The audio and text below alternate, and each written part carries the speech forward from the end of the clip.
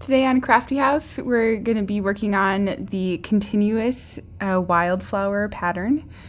And this is great for an applique or for a pillow or for whatever you want. So we're going to start off with a magic circle. I'll show you how to do that here.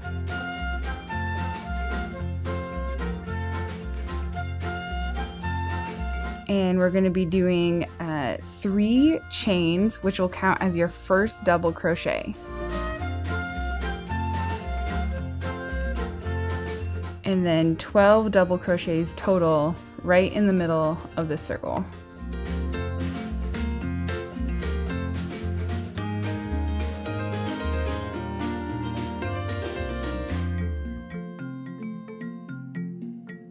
Alright, so we have 12 double crochets, and you're going to pull this end and we'll close that circle right up, and then just join with the slip stitch on your 3rd chain here that you started with.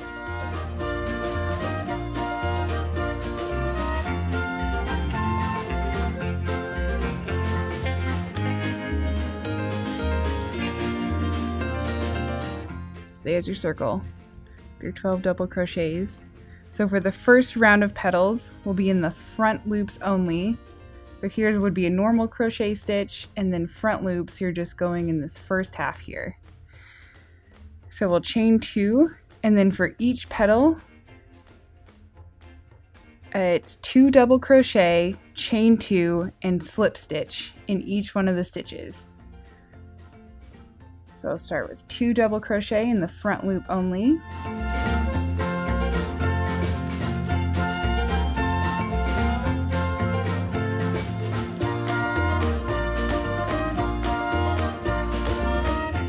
There's your first little petal there.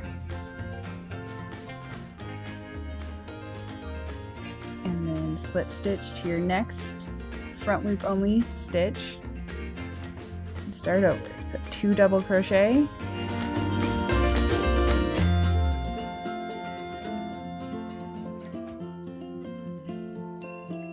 So we just got to our last petal of the round, and we're just gonna slip stitch right here into the base of that first chain 2.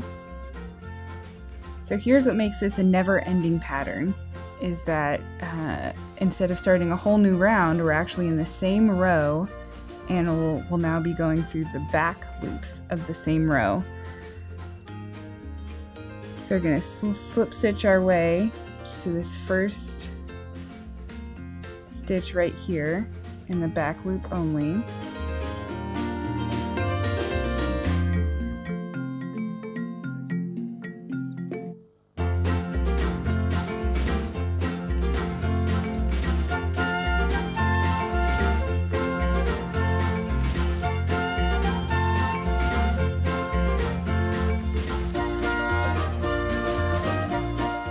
Chain 1, and then 2 double crochets in each stitch around. So same round, but back loops now.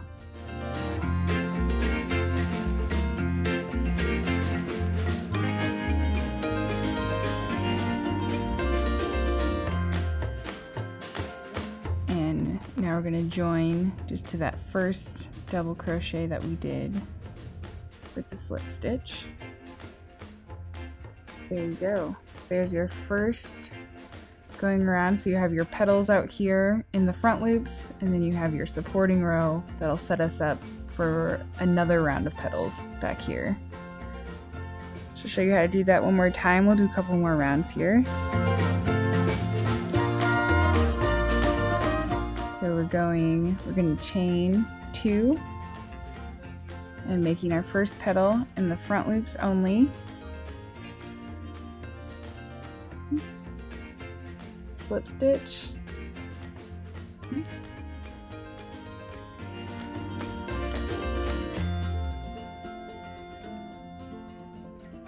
And then 2 double crochets.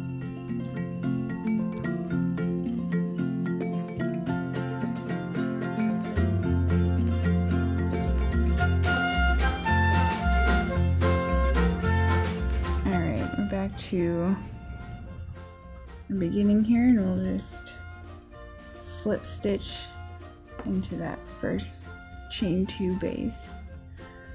There's your second round of petals.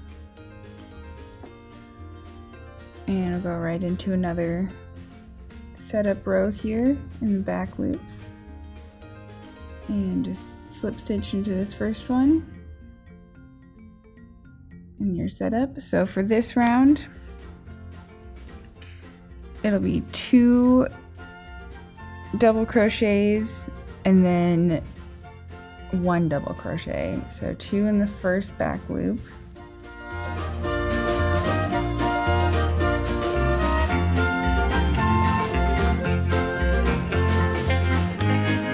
And then in the next stitch, only 1 double crochet. And you'll do every other.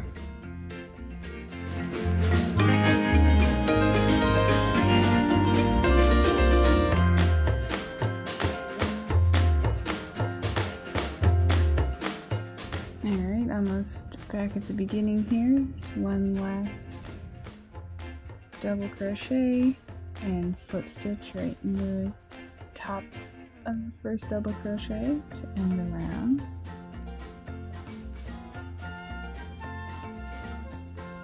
There we go, and you're all ready for your next row of petals. And this last round, or this round, is a little bit different, but it's the one for all the rows of petals moving forward. This is what we'll be doing. So it's the same basic structure of the petal, but it's over 2 stitches instead of all in one. So it's still in the front loops only. We'll slip stitch in there, and then just 1 double crochet.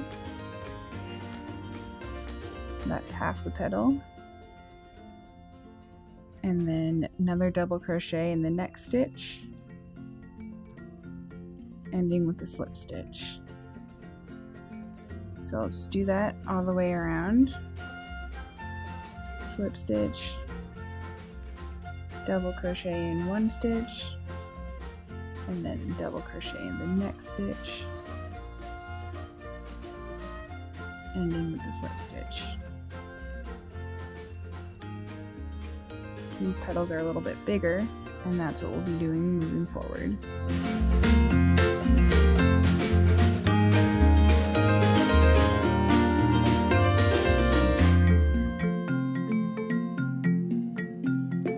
Finishing up our last petal here,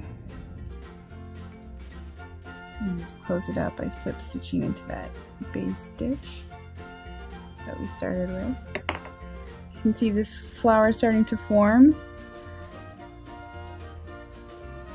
and you can just keep going like that. Each one of the supporting rounds is going to be 2 double crochet in every, well, the next one will be every 3rd, the next row would be every 4th, next row every 5th, so just keeps expanding out. That's it for this sample. I'll grab a finished version. You can see what that looks like. Here's what a finished version would look like. You could keep going however long you want, but see how that makes a nice circle underneath, makes it really easy to attach. So you could put it on a pillow, or you could make a big blanket and put these on here. I really love this pattern. Make it as big as you want, and it works up really nicely, really easily, adds nice texture wherever you decide to put it. That's all we have for today. Thanks for crocheting with us.